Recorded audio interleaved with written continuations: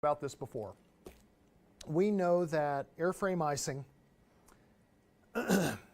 is bad. Okay, we've established that. The only way to get airframe icing is to fly through an area of visible moisture, right? What's that called? A cloud. Okay, so as a VFR pilot, visual flight rules pilot, icing is not going to be a problem for us at all. Why? Because you're not going to fly through a cloud, are you, with just a VFR pilot? No? Good answer. Okay. Because VFR, you cannot fly into a cloud. You cannot fly into an area of that kind of reduced visibility. You have not been trained to do that, and you do not have that additional rating to be able to do that. So, you don't fly into clouds. Therefore, you're not going to get icing.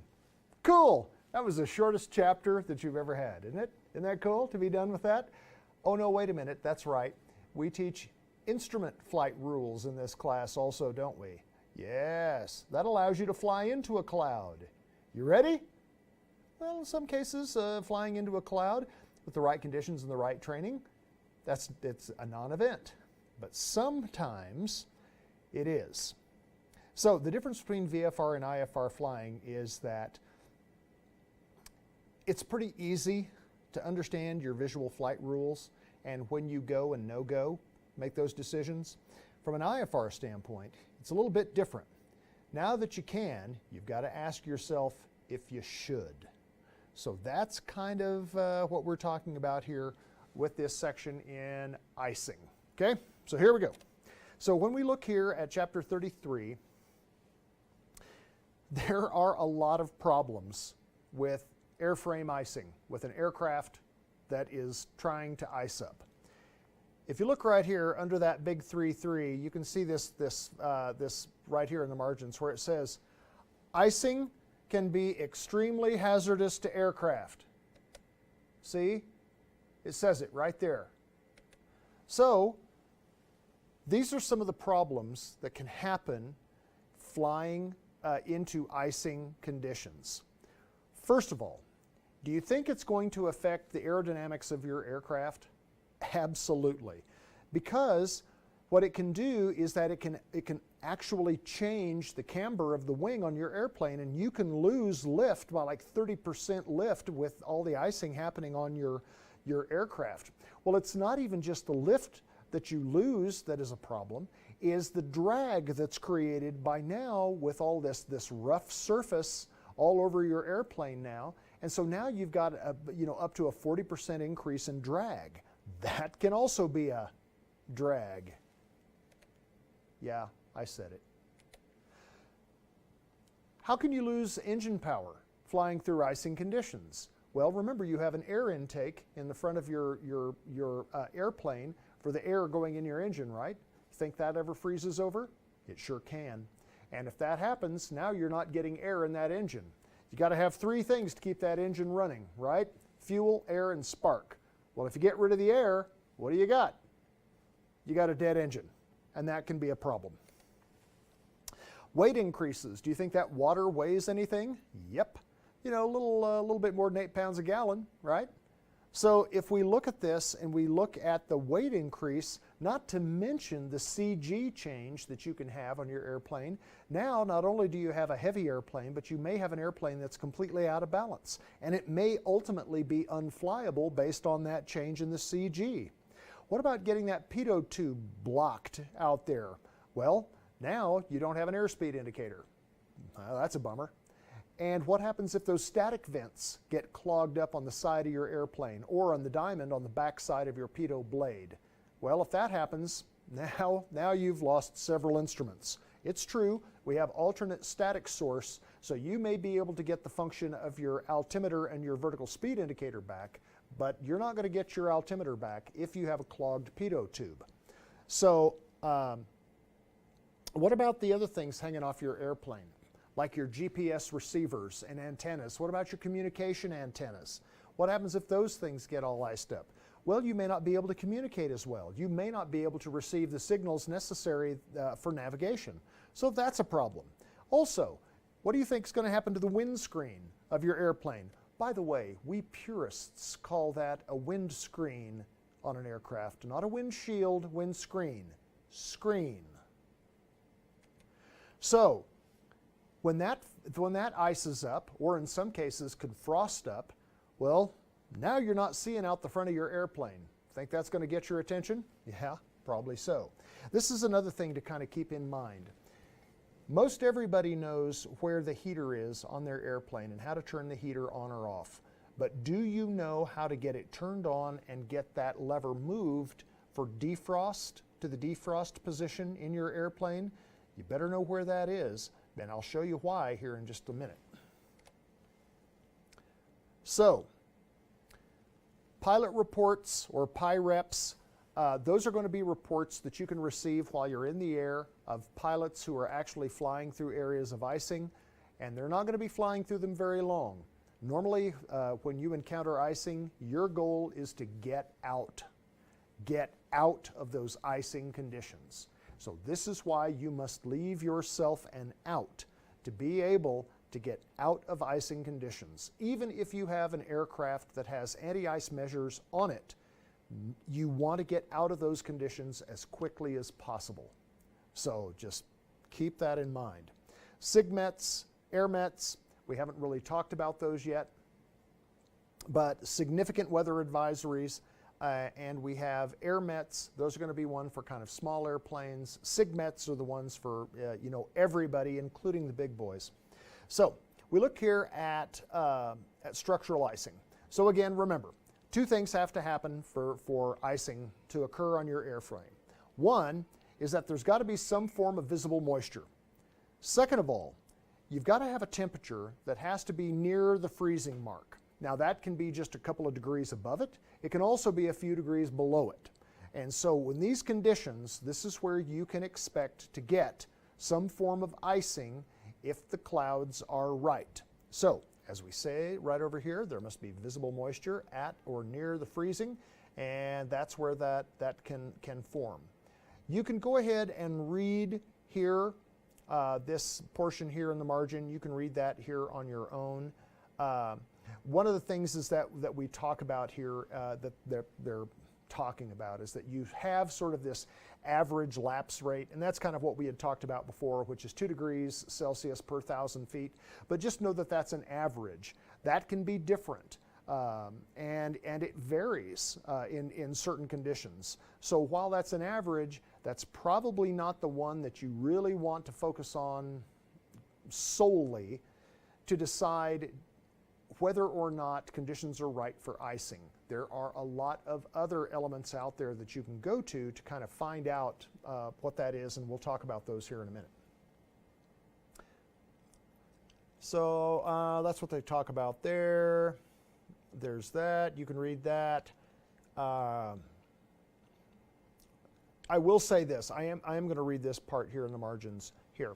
Weather research flights and icing certification flights have consistently shown that the heaviest icing in stratiform clouds exists near the top of the cloud deck. This is consistent with physics, since this is where the water in the cloud has been lifted the most, and subsequently where the highest density of cloud liquid water would be expected. So, cloud tops in those stratiform clouds, that's where you're going to pick up most of the icing if you're in that range. And again, in that range, we look at a range normally in that 5 degrees Celsius down to minus 15 degrees Celsius. And that's where we can kind of look at that as kind of being, bad juju. The worst type of icing is clear ice. This is the one that's the most dangerous type of structural icing here. And you can look at this and you're going to read this. You've heard me refer to as these supercooled water droplets that can actually live in kind of this sub-zero layer of air there. And then the instant that something cold comes through them, they freeze instantly. When you look at this, it will blanket that aircraft in nothing flat. It changes everything. And you can read about this here. But aerodynamically, it's bad. Weight-wise, it's bad. Structurally, you have difficulty moving certain primary control surfaces when it gets to be really bad, not to mention the weight of the aircraft, because you can gain weight through those supercooled water droplets really, really quickly. I have a new product that I have on my airplane that when they did the upgrade, etc., that now allows me to be able to look at areas where you might expect to find supercooled water droplets.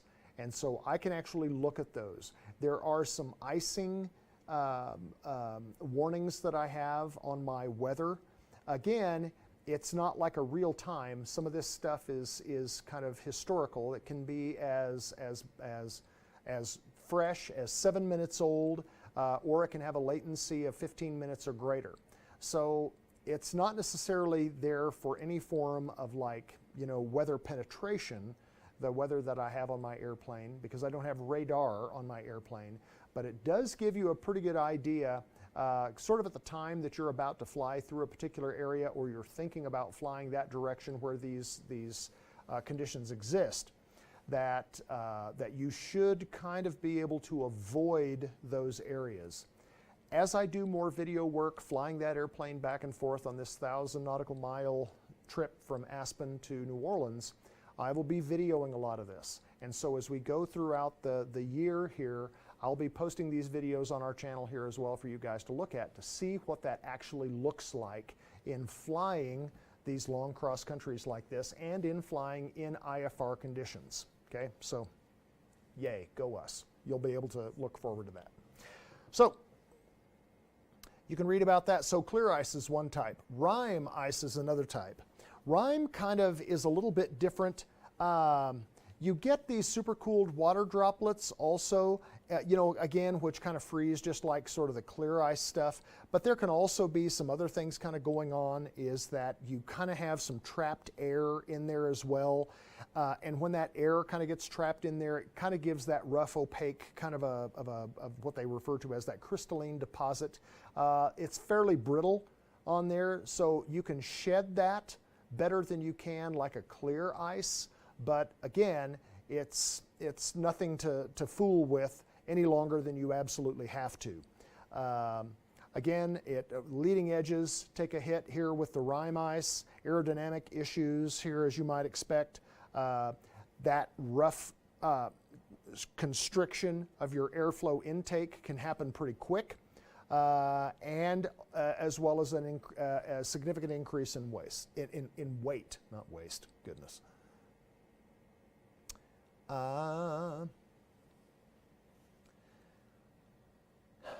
Raindrops, do you think that there are different types of sizes of raindrops? Of course there are. And so again, that level that you're going through those clouds will I'm not going to say dictate, but you can kind of sort of predict the types of icing that you might get. As they mentioned here before, especially in those stratiform layers of clouds, most of that moisture is going to be up at the top end of those clouds. And so with that, you can expect a fast accumulation of ice going through those areas. In this also, so you can get like a combination of rime and clear ice. You can get kind of what they call that mixed ice in there, where you get a little of everything. So that's kind of what they're talking about there. Frost, we've seen frost form on airplanes. You see it form on cars. You see it form on mailboxes. You see it form on anything that has a temperature, a surface temperature of whatever item it happens to be that may be below zero, below freezing.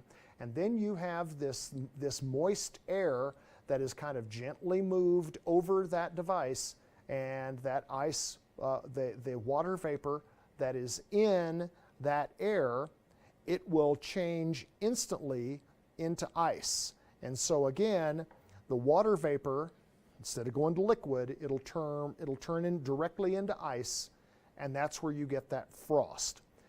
Now, frost is something that will happen kind of like in the early morning hours, just like kind of right at sunset. Then once the sun comes out, and you have a few minutes for that sun to kind of hit that ice, even in really kind of cold conditions, it will melt that frost, once you get it in the direct sunlight. But if it's in the shade, then that frost could be there until you physically remove it. Please know that before you fly any aircraft, you must remove any frost off that airplane before you fly it. If not, you're a test pilot, and you don't want to be that. So that frost has to go before you do, okay? So just know that. Now here in Aspen, we don't have hangars. We have these little patio shelter things. And you'd think, okay, well, what good do they do? Well, it's kind of interesting. The roofs of those patio shelters tend to kind of stabilize that air. Now, that's not to say that air can't kind of move in, around, and through, but it seems to kind of trap that temperature in and make that air a little bit more stable underneath. And you don't see the frost like you think you might underneath that patio shelter, which is kind of an interesting phenomenon. But you kind of don't. Now, it's not to say that you can't, but you may. So especially if you go out there right at about daylight, and then you notice, oh gosh, here are these airplanes out here on the normal tie-down area. They've got frost all over them. Oh, look at my airplane here in the patio shelter. There's no frost at all. Then you pull that airplane out and you move it through that air. Well, guess what? That frost could form as you taxi. So just kind of also keep that in mind as well. You've got to constantly be vigilant for that frost formation when the conditions are right for those early morning takeoffs, okay? So you can read there about frost. Frost remaining on a wing is dangerous. You can read about why. Yes, yes, yes. Structural icing and cloud types. One of the reasons that we talk about structural icing and cloud types is because, again, remember, as an IFR pilot, you can fly through a cloud. The question is, should you? And so in this case here, you can look at this. In these cumulus type clouds, these are almost always predominantly liquid water drops at temperatures down to even minus 20 degrees C. And so it's just one of those physical phenomena that just kind of happens. And so that can happen there. And so in this case, what they're talking about is they're talking about that danger zone in these cumulus type clouds is somewhere in that 0 degrees Celsius down to minus 20. Now, I am going to submit to you that you also need to think about this as being a 2 to 3, possibly 5 degrees Celsius above freezing there as well, because it's also been known to happen to get airframe icing even when the air is that warm, 5 degrees C. Well, that's not really that warm, but there can be some icing that can happen there. So you can read there about cumulus type clouds, stratiform clouds, we talked about that as well. Again, the liquid water drops kind of at the top of those clouds, down to about minus 15 degrees C. And so again, they talk about that band, 0 degrees Celsius to 15 degrees Celsius. One of the tools that we use is ForeFlight. ForeFlight has a band that when you look at temperatures out there, they have a color-coded range. And so you kind of get into that caution range, and then they have a red range. That red range in there, with regard to those temperatures at particular altitudes, is where you could expect airframe icing to occur. And so that's one of the tools that we use when you look at your winds aloft, and it gives you the wind direction and velocity, and it also gives you the temperature there. So you know that at this altitude in this area, if there is a cloud there, you may be in that danger zone of picking up that airframe icing in those particular conditions. That's one of the things that we look at here with ForeFlight. Raindrops and drizzle. Gosh, it almost sounded like a song from The Sound of Music. Here again, you can look at these raindrops and drizzle. You have seen certain times here, like in the early fall and in the late fall and the early spring, where the temperatures are really, really cold, but you get this kind of this foggish, this mist, this sort of freezing rain. Would you launch in conditions like that? Thank you. No, no. Stay home. have a cup of tea or something and just kind of wait that out, because that would just kind of be really bad. So when we look at the high level clouds, do we have to worry about as much there in that about icing in those high level clouds? So again, remember the high level clouds, 20,000 feet and above, the cirrus clouds. Ooh, the lights just went out in my classroom. Spooky.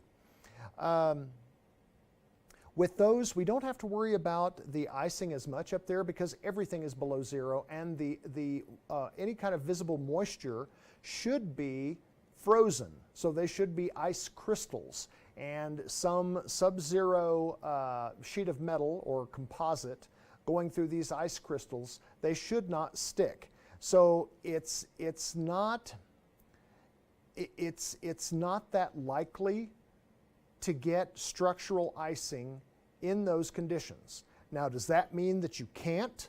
Well, no, you can. It's hard to say. Mother Nature can throw anything she wants to at you.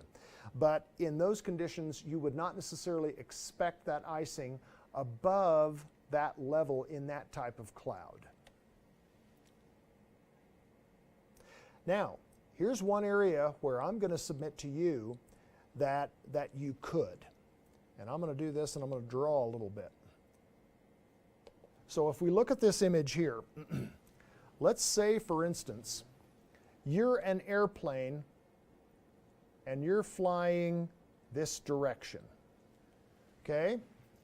Well, guess what? You have a nice and cold airplane. Okay, your airplane's nice and cold, and you're going to fly into the upper section of a cloud layer that has that little bit warmer air. Do you think you might be able to pick up some icing right there? Yep. So, these are things that you kind of have to watch.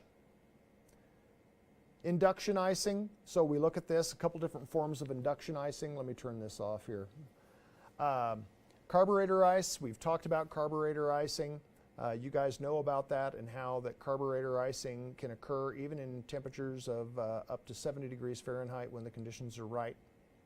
Induction icing, this comes in here where you have inside that neck where the air is pulled into your airplane. You can get that ice occurring around that tubing, and it can ultimately accumulate. That induction icing there can also keep the air from entering your engine, and then your engine won't be running very long. Instrument icing. Big things here have to do with the pitot tube. Your pitot tube, if you can recall, it has that little pointy thingy that kind of points out into the air. It's got a hole in it. Well, it also has a heater on it. It's called pitot heat. So any time that you are entering an area of reduced visibility where the temperatures are somewhere down at 7 degrees, you have an outside air temperature of 7 degrees Celsius or less, you're going to get a little warning on here that tells you that your pitot heat is off. And so it's telling you that it's off to remind you may want to turn it on. So remember, your pitot heat and your prop heat, if your aircraft is so equipped, that comes on prior to entering an area of visible moisture when the threat of icing may exist. Okay? So just keep that in mind. Hints on flying in icing conditions. You're going to read this, and I want you to read all of this because this is good information. The big thing here, guys, is this. I have talked to a lot of people about airframe icing. Mike Malcolm, a friend of our program, he flies a Citation jet. He's got a helicopter here. His P-51 will be out here in the spring and the summertime. He's an awesome guy. And I always like to talk to him because he has a lot of general aviation flying hours under his belt. And he's done a lot of cross-country flying in turbocharged single-engine aircraft like I'm going to be doing. And so I always want to pick his brain about these things. The biggest thing is to be able to predict where you might expect icing and stay out of those areas. That's kind of the biggie. Try not to get into those areas. But if you inadvertently do get into an area like that, get out. Some cases you might think, okay, my best tack is to lose altitude. But in some cases, it actually may be climbing that actually might be the better tack. It all depends on the conditions. So you kind of have to know and be able to, not to just predict, but to be able to understand where you are in this layer and where your outs are, and to get out of there as soon as possible. Now, the guys in Alaska that I talked to about the airplane that I have here now, the airplane that I have there, it's like the national bird of Alaska. It's like the truck. It's the flying SUV up there. They've got a lot of them on floats. They've got a lot of them with the bigger Tundra tires on them and stuff like that. It's just a truck. That's kind of what it is. And again, every single one of these guys will tell me, well, you know, she can fly with a lot of ice on her, etc., and blah, blah, blah. Well, that's just not anything that I'm really that interested in. But they all say, get out of the icing conditions. Know where they are and know where your out is. And just, you've got to keep that in mind. Sometimes that's a 180-degree turn right back out from the way you came. Call it a day. That may be the best course. Or you may fly to the west, 30 minutes and fly around to this area. That may be a tack. But you're going to know what your plan A, B, C, D, E, what all of those plans are going to be. Plus you also have PIREPs out there that can kind of give you information. You have ATC that can help you with some of the weather information as well. All the products that you have on board with your XM Weather, with all of your icing information that you have. So it's being able to interpret all of that stuff and keep your airplane out of it when you can. But if you do inadvertently enter those, get out. Find some other place to be, because that icing can happen quickly and it can be hazardous. So you guys can read these. Here again, talking about flying a little faster, understanding kind of your conditions here as well. The first sentence that it talks about here in this warning, and again, guys, this is everything. And if you can't tell, I'm not playing with this stuff. Stay out of these conditions. So when you're doing this type of flying, you've got to know, where's my out, understanding that any kind of ice accretion that you have on your propeller, that you have on the leading edges of your aircraft, that you have in your induction system, that you have anywhere on there, deserves your immediate attention. Don't mess with that. So that's kind of a big thing. You've got training aircraft, and almost all your training aircraft do not have any form of de-icing equipment on them other than a pitot heat. So you just need to stay out of those conditions. And that is airframe icing. So with that, we're going to go ahead and stop this, and then we're going to get ready for the daddy of them all, thunderstorms. All right, guys, we'll pick this up here in just a few minutes.